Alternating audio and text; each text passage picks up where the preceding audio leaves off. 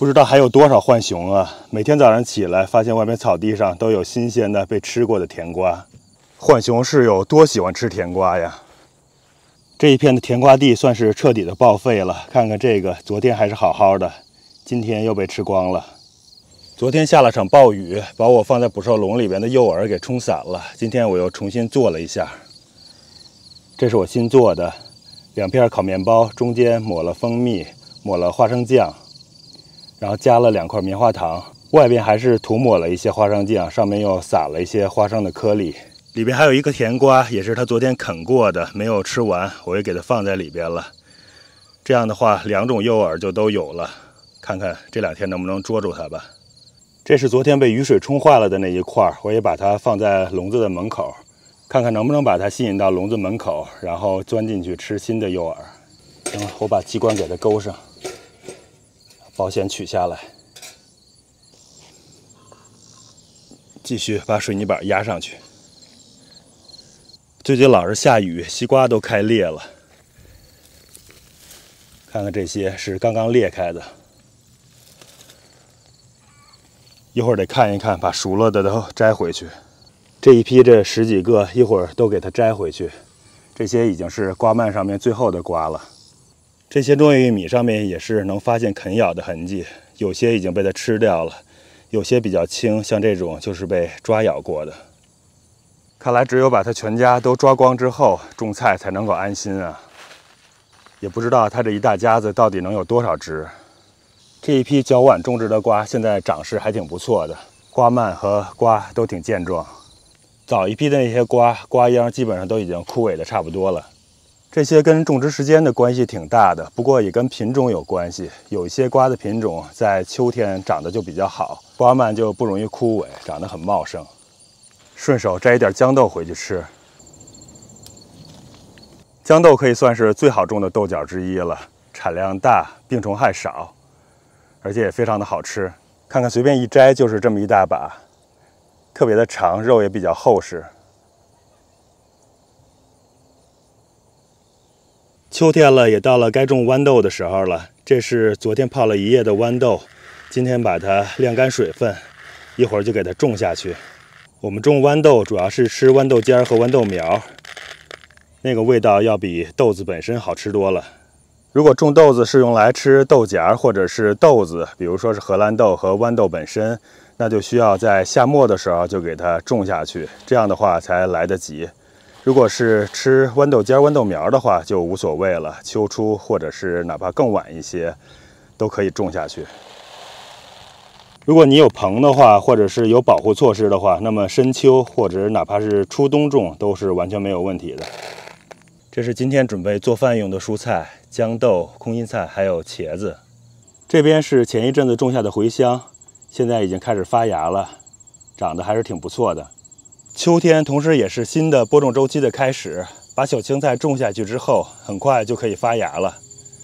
再给大家看看这个，这个是苹果苦瓜，来近距离的看一下，长得还是相当的漂亮的。当然，苹果苦瓜的产量不太行，和这种绿苦瓜的产量是没法比的。青菜炒起来还是很方便的，没多大会儿功夫，丽丽已经把这一盘豆角和茄子炒好了。看看是不是还是挺有食欲的。看看我这颗玉米被啃的，也不知道这是一个什么吃法。看看后来这批玉米都是被浣熊给这样啃掉的，它已经不把它完全掰下来了，就是把露出的部分玉米粒儿给吃掉。看看这些全都是啃成这个样子。还有这边这颗，看看这颗是上边就啃了一点点，这样的话整颗玉米就破坏掉了。啊，功夫不负有心人呢，等待了好久，终于又抓着一只。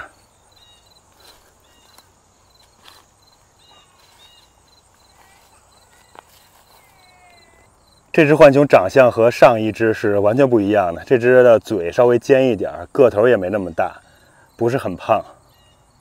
不知道是不是一家子，还是另外一个品种。这只看着就稍微有点紧张，看起来没有上次那只那么淡定。看看它的尖爪子，那么长。这一只真的是很紧张啊，看起来还有点害怕。看看它把笼子底下的土还有周围的薄膜给抓的，全都抓得破破烂烂的。而且我感觉它的脚能够伸出来，伸到这笼子外边很长。看看这个地方，这么远的地方都被它挖出坑来了，感觉就是把脚伸出来，然后挠土挠的。再从上边看看，看看这个嘴有多尖。发现浣熊也是，如果不是很胖，长得尖嘴猴腮的，就没那么萌了，不像上只长得是看着那么老实，那么无辜。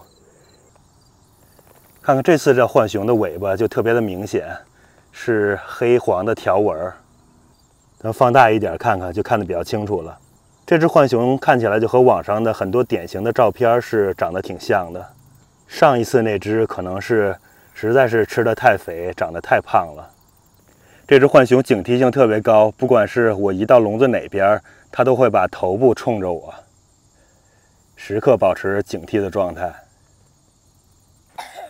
爸，现在离它是小浣熊妈妈了。这个不知道，这有可能是小浣熊哥哥。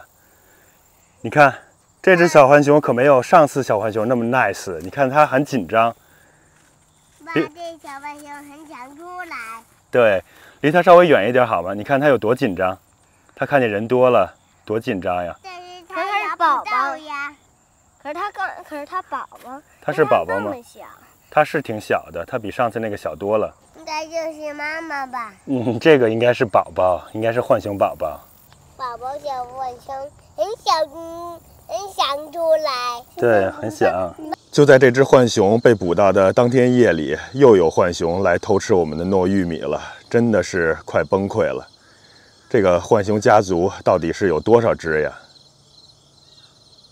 最近的甜瓜我给喷上了苦楝油，浣熊可能是不喜欢苦楝油的味道，终于是不吃了。但是它会用爪子抓呀，看看给抓得瘢痕累累的，这就感觉像是在报复我们一样。不知道浣熊是不是也都是有组织的？